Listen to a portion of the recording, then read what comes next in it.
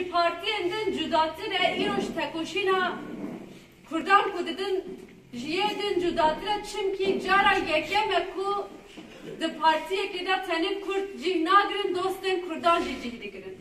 Dibîne ku Kurd çi qas diçe mezin dibin û çi qas diçe li derdora Kurdan, li derdora HDP ev girseh mezin dibe, ev tekoşîn mezin dibe.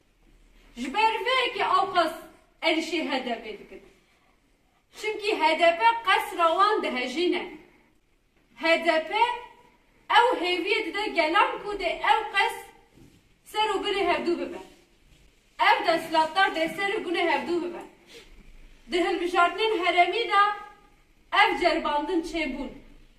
Me dît ku HDP li kîjan aliyê be ew ser dike.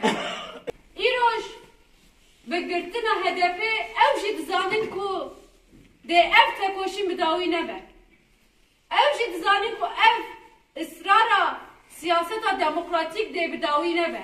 Çünkü viya ceribandine dizanin. HDP'de ceribandin, DHP'de ceribandin, DTP'de ceribandin. Ew tiş dîtin, ser nakevin.